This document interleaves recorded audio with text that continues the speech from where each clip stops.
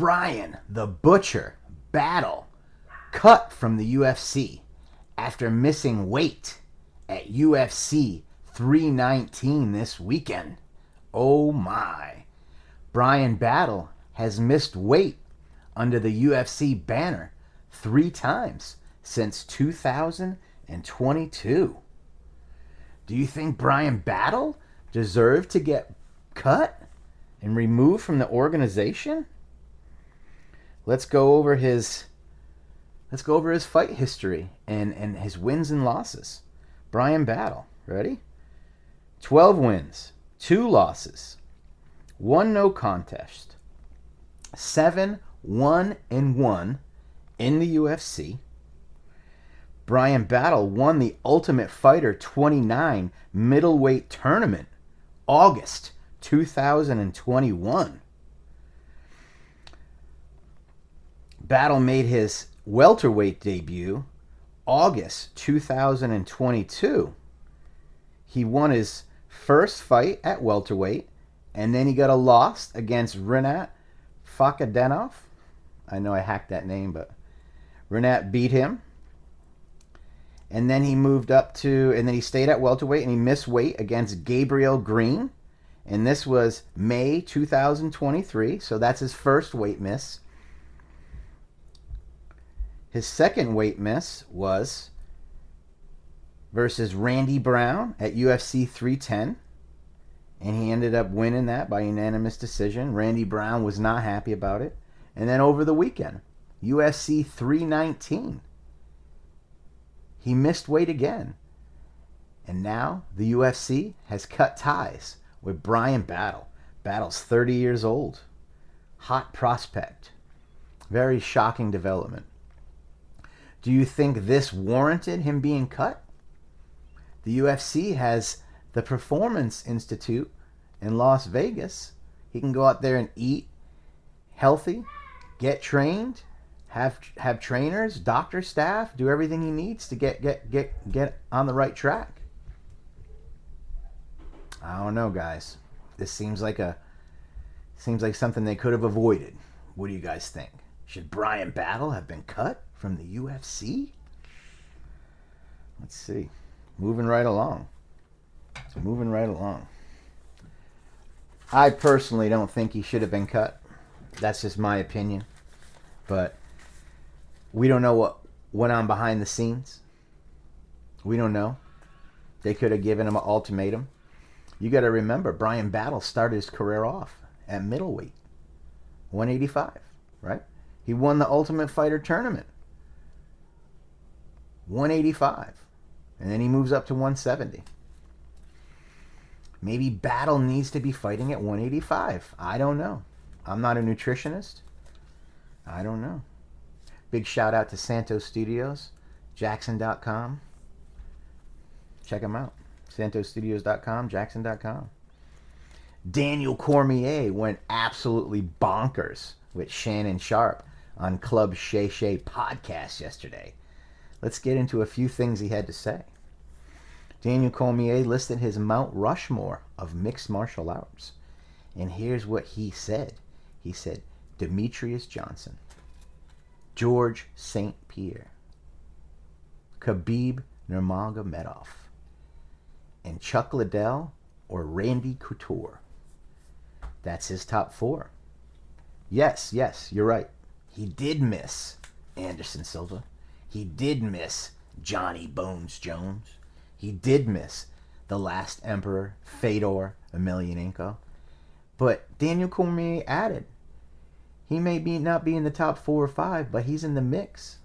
He's in the mix. That was on Club Shay Shay podcast yesterday. We've got more. Daniel Cormier says Khabib Nurmagomedov still, to this day, hates Conor McGregor. He says he can't even say his name. He can't stand him. Daniel Cormier says that there will be no friendship ever. Just like him and Johnny Bones Jones. It is what it is, right, guys? Daniel Cormier also added, Conor McGregor just likes to stay in the news. He probably won't fight. He wants to stay relevant. Thus his comeback and his videos of fighting and training. So that's what you got right there. Dana White says Hamzat will be fighting the winner of RDR versus Fluffy or Hai Barajo versus, I'm having a brain fart here, Kai Barajo versus Nasruddin Imavov. I like it. I like it. Let him fight it out. I think his toughest challenge might be against Fluffy. Maybe. RDR, I don't know. I mean, Imavov, I don't think so. I think Hamzat's in a class of his own right now. I really do. I think his biggest challenge will be 185 or 170 if he drops back down. Tom Aspinall is teasing another fight after October. He wants to fight again in December. He won't say who, when, but he plans on making quick work of Cyril Gane and coming back and fighting in 2 more months. Tom Aspinall said he wants to fight at least 4 times. 4 times every year. I love it. Let's get into our UFC Shanghai picks, because UFC Shanghai will be starting at 6 a.m. Eastern Time Saturday morning. So we're going to get into some UFC Shanghai picks right now, because it's coming early, guys. You're basically getting 12, 13 hours early here. So let's get into it. We're just going to hit the main card. We're going to hit the main card. It's going to be a good card. I'm excited about it. I'm not excited about doing UFC coverage at 6 a.m., but I can handle it. I can handle anything. Let's go. Let's go. All right, guys. Let's go. Main card. We got Taliak Nouraji from China versus Kiefer Crosby from Ireland. I'm going to go with Nouraji for the win, China. And then we have Sumo Daraji from China versus Kevin Barajas. He's from Peru. I'm going to go with Peru on this one. Let's go Kevin Barajas. Sergey Pavlovich is back versus Waldo Cortez Acosta. Heavyweight banger inbound. I'm going with my boy Costa. I'm underdog, baby. Brian Ortega returns against Aljamain Sterling.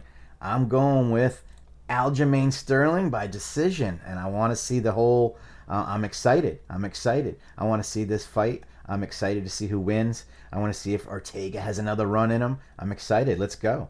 In the main event, Johnny Walker versus Zhang Ming Wang.